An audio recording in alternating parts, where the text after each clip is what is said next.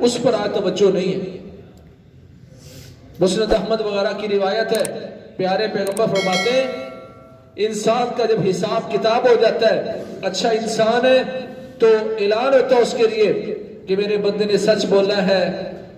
جو جملے اس نے کہے حقیقت پر مبنی ہے، اس بندے کے لیے جنت کا بستر لگا دو،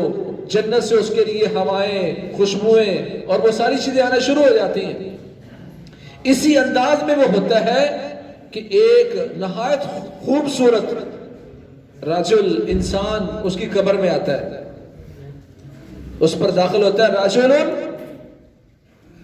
حسن الوجہ وحسن الثياب وطيب الريح۔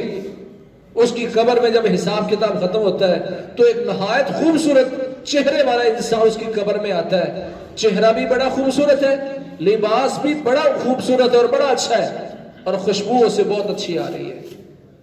تو یہ کہتا ہے تو کون ہے کہ تو جیسا انسان خوشخبریاں لے کے آتا ہے، خیر لے کے آتا ہے، تو کون ہے؟ وہ کہے گا آنا عملک الصالح، میں تیرا اچھا عمل ہوں جو تو دنیا میں کیا کرتا تھا۔ 3 چیزیں قبرستان تک گئی تھی، 2 واپس آ گئی،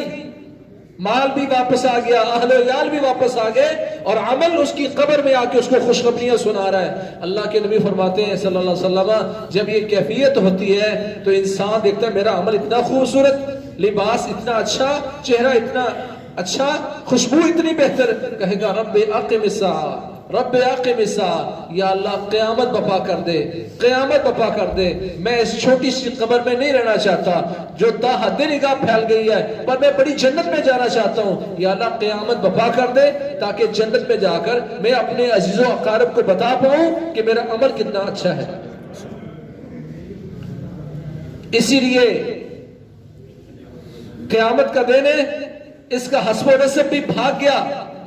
یوم یفر المرء من اخیہ وامہ وابیہ وصاحبتہ وبنیہ، سارے بھاگ گئے، باپ بھی بھاگ گیا، بیٹا بھی بھاگ گیا، بیوی بھی دور چلی گئی، بھائی ساتھ نہیں دے رہا، سبھی بھاگ گئے، پر ایک چیز اس کے ساتھ ہوگی، کہے گا ہاں مقرؤ کتابیہ، عمل اس کے ساتھ کھڑا ہے، کہے گا آؤ لوگوں دیکھو میرا عمل کیسا ہے، میرا